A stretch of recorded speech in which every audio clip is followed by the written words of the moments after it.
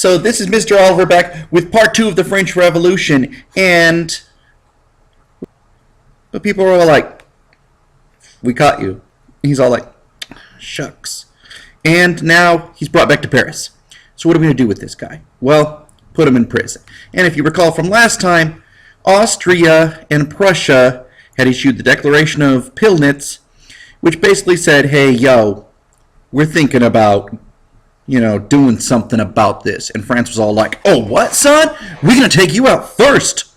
And they're at war. Well, the war's not going well. Again, this is AP Euro. We don't care about the battles too much. War's not going well. So, people are all like, if these Prussian and Austrian armies reach Paris, we're going to look pretty bad. Because,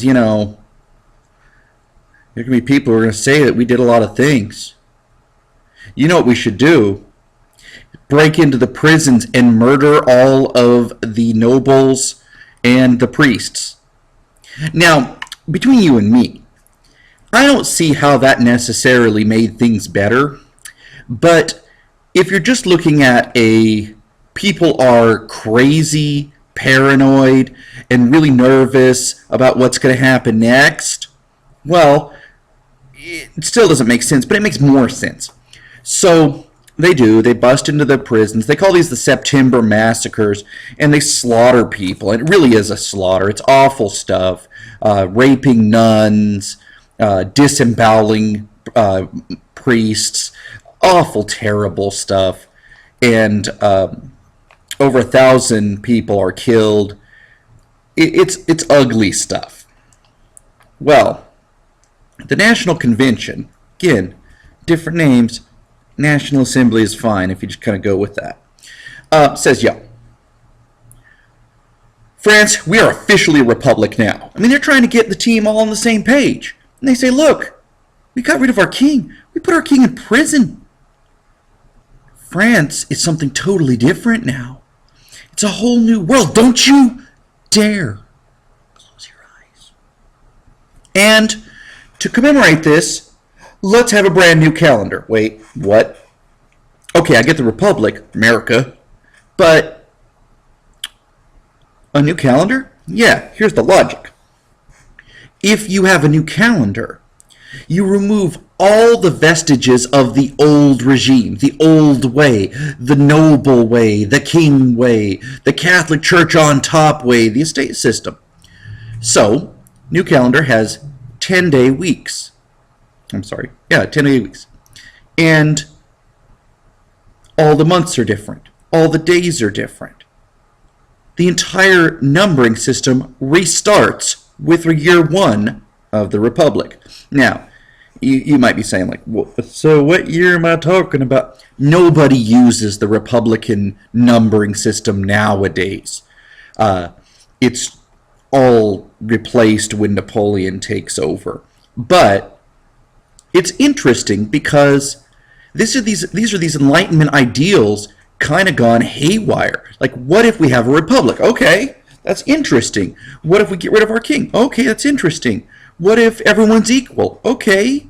What if we remove the church from all public life? Okay. What if we start murdering priests? Okay. See what I mean about, like, it gets crazy, right? It gets loco. And they even close down, like, the Church of Notre Dame and open up, like, hey, you can go here and you can worship the goddess of liberty. Oh, liberty? Is that a new religion? Not necessarily. It's more like a secular kind of religion, a non-religious religion. Because the general thinking is, people need something to believe in. And they're trying to provide them with that. Get rid of the Catholic Church. Out with the old, in with the new. Also, by the way, the new calendar, by making it a 10-day week, no one knows when it's time for Sunday anymore. And you get further away from the idea of a Christian-based week, a Christian-based system if you renumber the calendar. because if you really think about it, what is the calendar numbering? It is numbering the number of years since the birth of Christ, supposedly. You could go like, well, actually, historians think Jesus was born in 33 AD. Yeah, I get it. But just for the sake of this argument, that's what's numbering, right? So now it's 1 representing the Republic. That's secular. Everybody's wearing tricolor. Red, white, and blue. America colors. Everybody's wearing the Bonne Rouge. Even playing cards are different. And you think, what? Think about it. Who is on the playing card? Who are the highest suits? Kings, queens, jacks. Those are nobles. And they're all like, we will never be royals. It's not in our blood. Sounds like I've heard that somewhere before. But anyway, they decide, let's put common men, workers, working men on the playing cards. This is an uncut sheet, by the way. If you actually ever find an uncut sheet of original French Revolution playing cards, they're extraordinarily rare nowadays, so you're probably rich now. Good news. So here's one of the Republican calendars, but I know you want more details. So here, because this is weird, and I like weird stuff. Look at this calendar here. I was born, in case you're thinking about gifts, on May 13th. So I was born on flowers. Again, notice that these are no longer the names of months that correspond with like gods or anything like that. Like, you know, Juno representing Zeus or no. Yeah, he does. Oh, no. Juno is Hera. That's right. And other references abound throughout the whole calendar. Thor's Day, Freya's Day, Friday, all kinds of stuff. We don't need to get into it now. Doesn't matter. But anyway, there's this. Now, so here's this cool website, and you can actually go to it. I put it on the website, my website, www.bullardoliver.com. I'll put it in the comments. And you can go there. And I didn't make this calendar thing. I'm just going to link to it. And you can write in like, oh, okay, I was born on May 13th, 1974. And they'll convert it. 23 flowers, CLXXII. Now, I'm no scientist, so what if I just type that in? What year would it be from the French Revolution? The year 182. So I was born on the 23rd of flowers, 182, the 182 years of the Republic. That's kind of fun. So that's just something to think about in case you're curious. You could figure out your own by using that website. You can really just Google it if you think about it. French Revolution calendar, converter. That's a good one.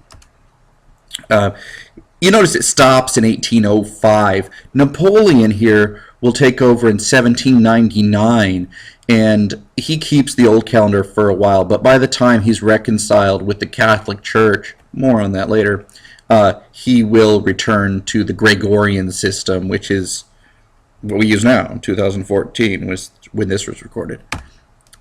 Here's Notre Dame, the Temple of Reason. Come, Holy Liberty, inhabit this temple, become the goddess of the French people. Obviously, very offensive to Catholics. Now, Paris is a different animal than the rest of France. The rest of France is a little bit less Enlightenment-fueled than, say, Paris is. A little less hardcore with this sort of thing. You see more resistance to this outside of Paris. Not everybody was buying in to this whole, let's get rid of Catholicism entirely. But they'll do their best to stomp out any Catholicism with the Reign of Terror. They even do this new secular holiday where they build this partially papier-mâché mountain in the middle of Paris and worship the goddess Liberty there. So, you know, it's good to have hobbies. Anyway, nowadays, since we're a republic, not now, I mean 1792, the guys we got here are okay, it doesn't exactly work, but think of them kind of like a political party called the Jacobins. It's more of like a debating society, but okay. And this debating society had different factions, just like you've got Democrats and Republicans, and not everybody is exactly on the same page. The Jacobins are largely people who want big changes. They want a constitutional monarchy originally, then they're happy to settle with a republic, because that's even better. But within this, you have, on one side, you've got the Girondists. And if we just did like this is a straight line, pretend it's a straight line. If you just did a line here, and this is left, and this is right, and this are, on the right, we generally say are conservatives. It's not a negative term, but generally speaking, conservatives want less change, generally speaking. On the left, we tend to have liberals. It's not named, by the way, for the whole fact that like L is for liberal.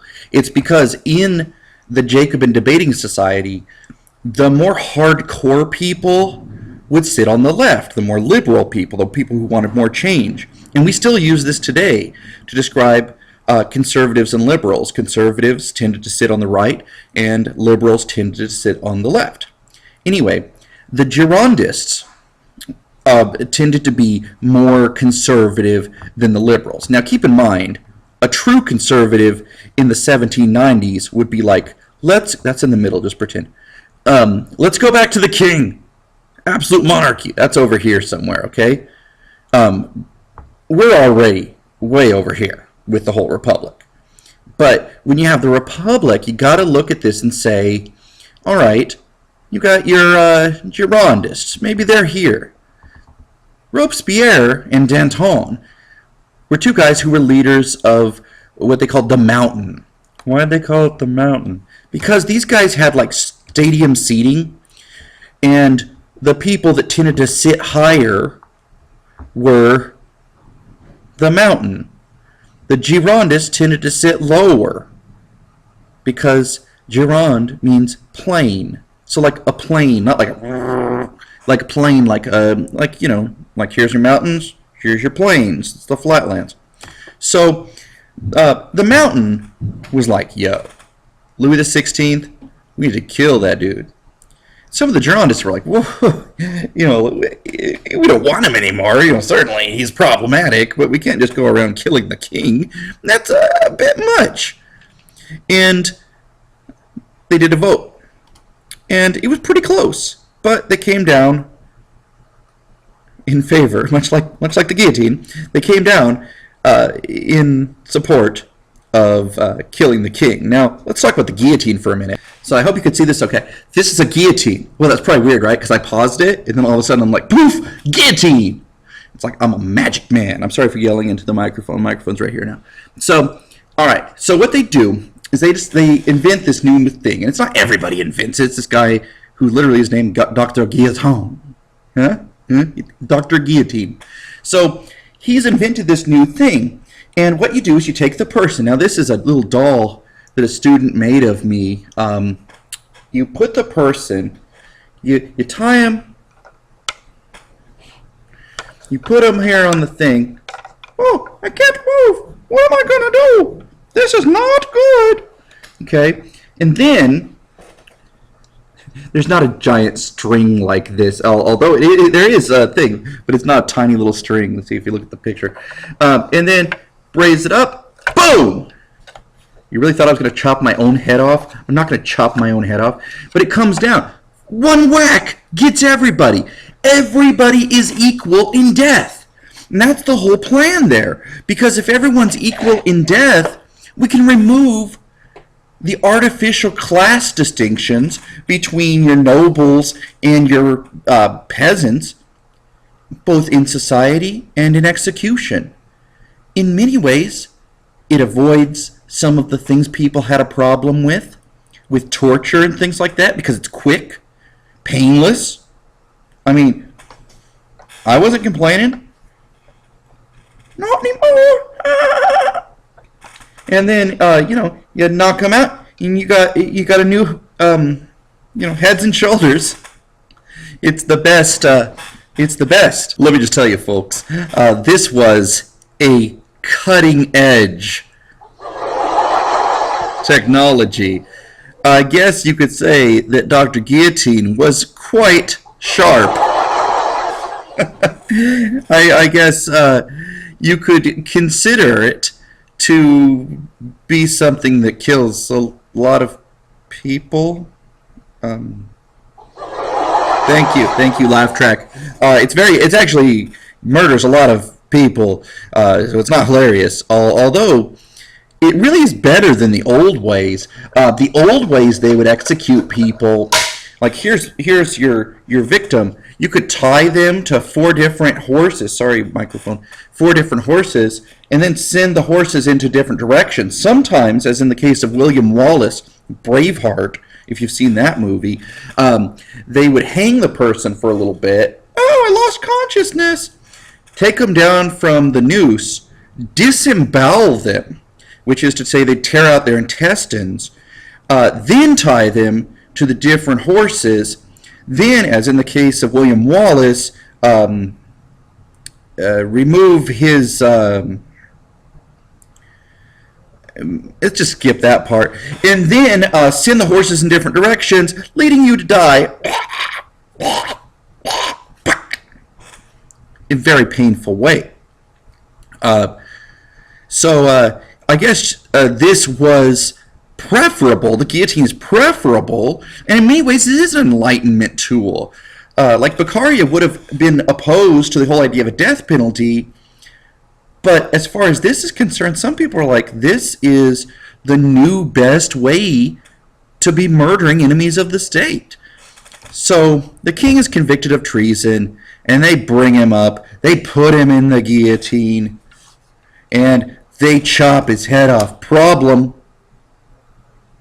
he got a fat neck. Remember how we said he was a fat, ill-bred boy? By we, I mean me, not more than one person. It was his mistress who said it. I never met Louis XVI. I have nothing against him.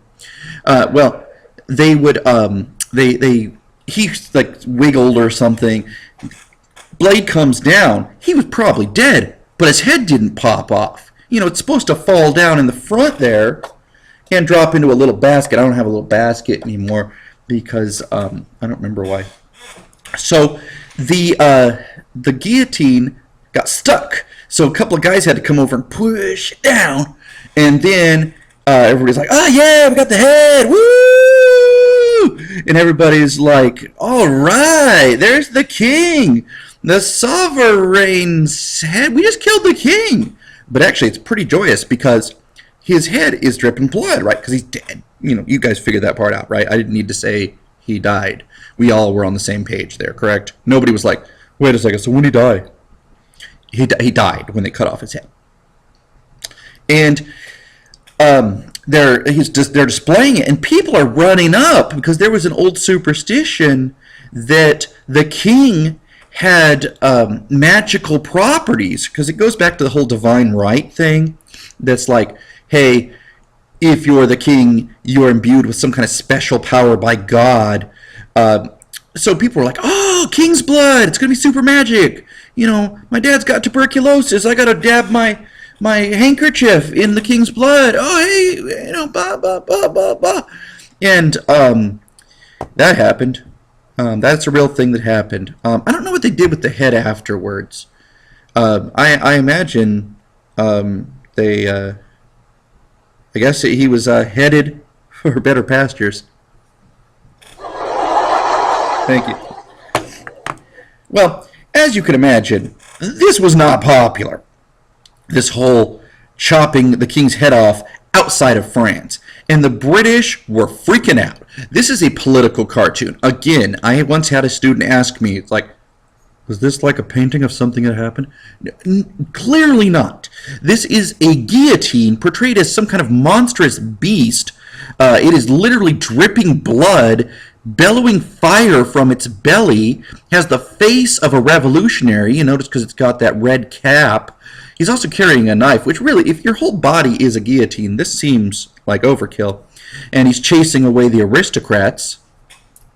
And it's supposedly saying like, hey, this is all about liberty. This is what we do. The guillotine was actually used in some parts of France for a long time. There wasn't just one. They had a guillotine in all the major cities of Paris, of course. But then for the small cities, they even had like a guillotine that was like the traveling guillotine. So that's the thing.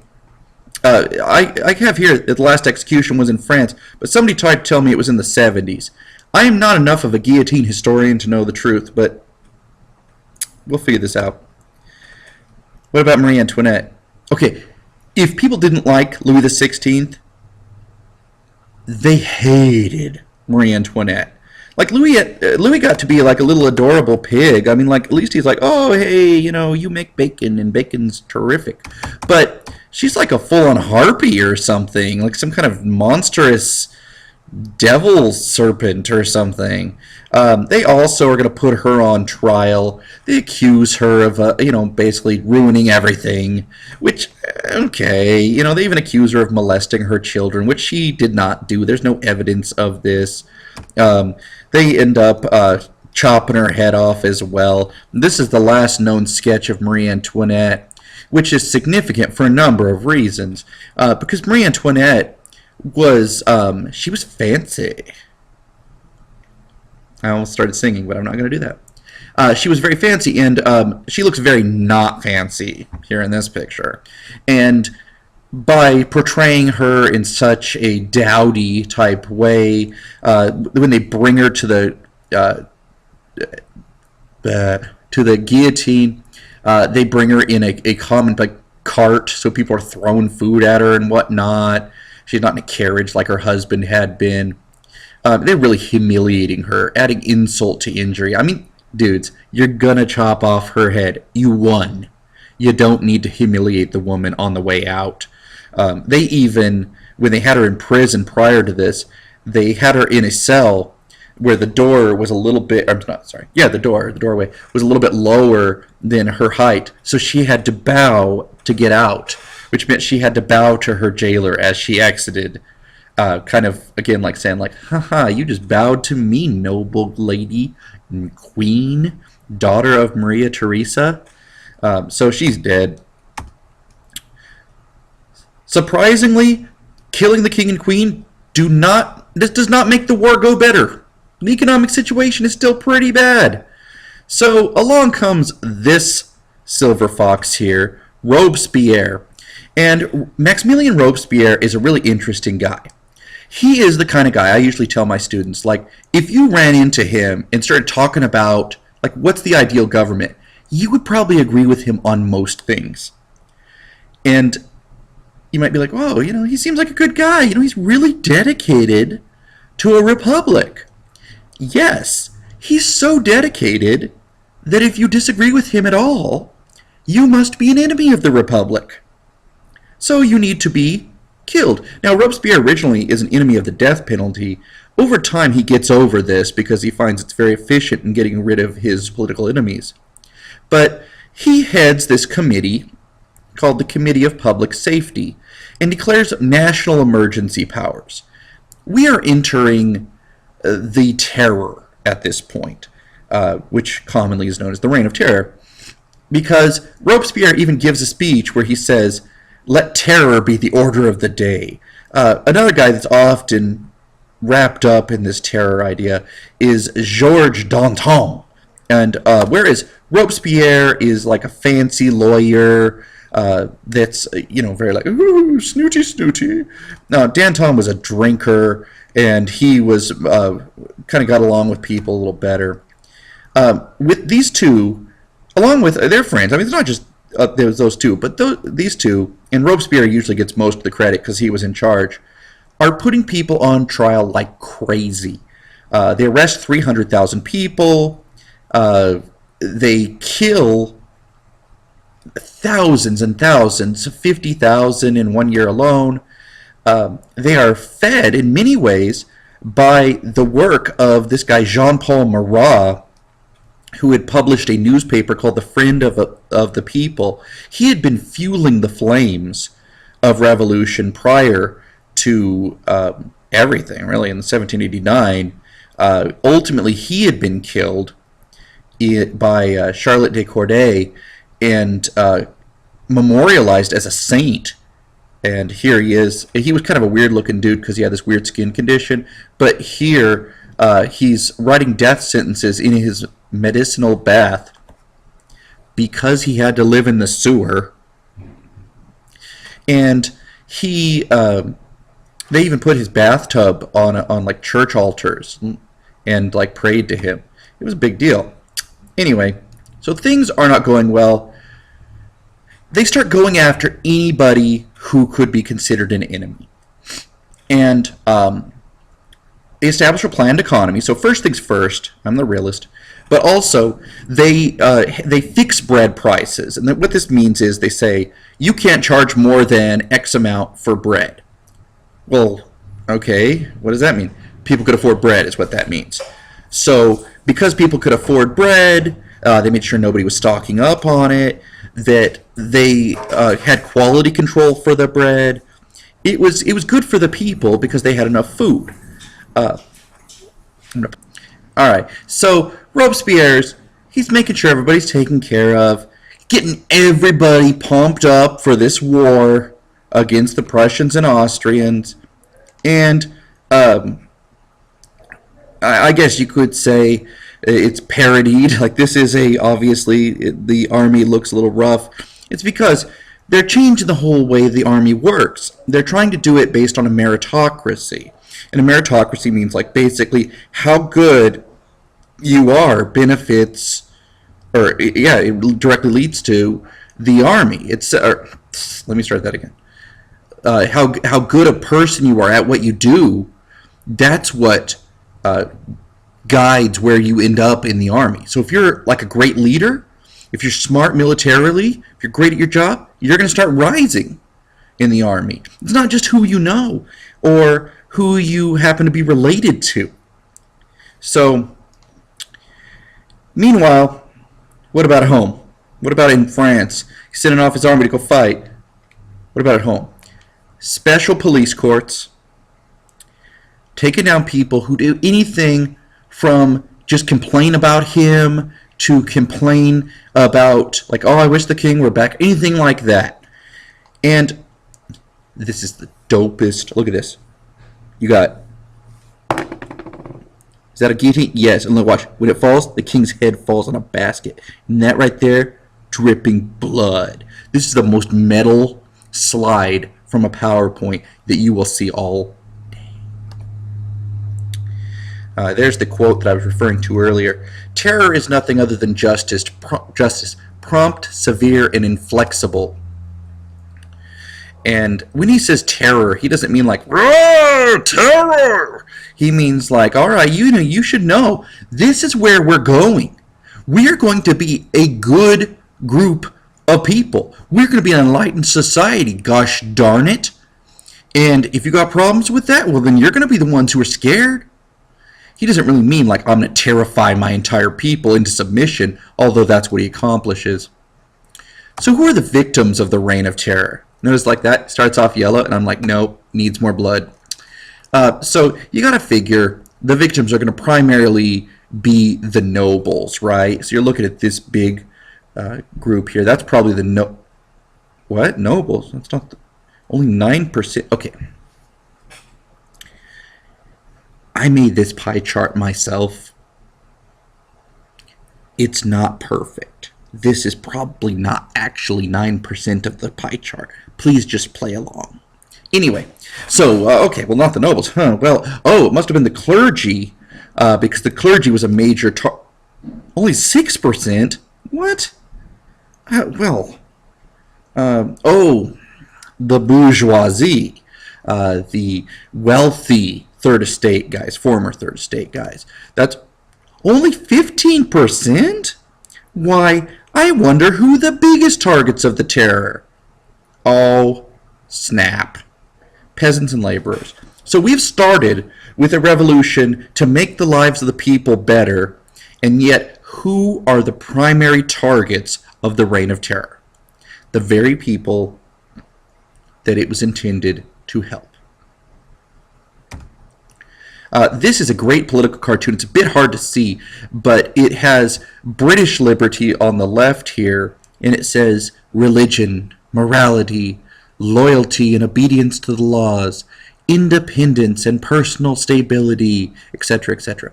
And then over here you got French liberty, and you got like freaking Medusa here with somebody's head on her trident, running around, no shoes on. Look over there. Britannia, noble, the scales of justice, looking out on the placid seashores. And here we're like, no, I am evil. And it says atheism, perjury, rebellion, treason, anarchy, murder, equality, madness, cruelty. Okay, one of those things does not fit. Equality, I mean, you like snuck in a compliment while you were insulting them. Cruelty, injustice, treachery, ingratitude, idleness, laziness, etc. And then, of course, at the bottom it says, which is best? Like, really? French liberty? Yeah, they got a republic. And over here in England, we got a constitutional monarchy, but...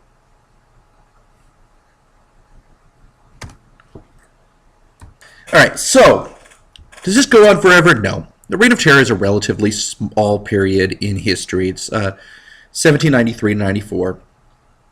Robespierre is constantly looking for enemies. At one point, he decides, you know what? Even within my own group of friends, I find enemies. He has some of his staunchest supporters killed. He then goes to make a speech, and he says, hey, guess what, y'all? I have a list of people that need to die. See you tomorrow. And after he leaves, people are like, what's going on? I heard Robespierre's going to kill people. Oh, yeah, that's what he does. He's into that. Who's it going to be? He won't tell us. What if I'm on the list? What if I'm on the list? What if I'm on the list? What if I'm on the list? And there's a lot of people who are all like freaking out. So they say, wait a second. What if we just kill Robespierre? Then it won't matter who's on the list. So he gets up to give a speech the next day. And people literally, it's the only time in history I can ever see that people actually say this. They shout humbug at him when he gets up to give his speech. He's all like, what? And he takes off. And they end up arresting him. He gets executed. Again, if you're a little like having a rough day or something, that means he dies. Does this mean he's dead? Yes. This is him getting arrested. The story they tell in the French Revolution video I like better, where he has attempted to shoot his own head off and he failed and just shot his jaw off. But this is more dramatic. They're like, ho ho, Robespierre! And he's like, what? After the Reign of Terror, France is looking for stability. They're having a rough time. Still at war. Now they're at war with England as well. They got rid of the price controls that Robespierre had set, so inflation sets in. The middle class end up, and when we say here the middle class, like the bourgeois, they end up establishing what's called a 5-man executive directory, and they just call it the directory. And they continue the war because they don't want people being unemployed in Paris or wherever. So they're like, well, you know what? As long as we got these armies, we got you working. They eventually have an election. They would have been voted out and actually replaced by monarchists, people who want to restore the monarchy. So they just go, okay, you know what? Remember that army that Mr. Oliver mentioned right there, just above this part? We're going to use that to make it so we're a dictatorship now. Sorry, son. We're dictators. Rough. And that leads us to a very rough time where Napoleon is actually considered a viable alternative to this extremely unpopular directory. People who once were in support of the original French Revolution, like the Abbé Emmanuel Says, who once asked the question of what is the third estate, he will say, you know what we need now? Napoleon. We need a dictator. And he'll get it. So, Hope you guys had fun. Hope maybe somebody learned something. Have a nice day. Good night. I have a little bit of a cold in case you can't tell. I keep sniffling and whatnot. But you have a nice day. Bye-bye.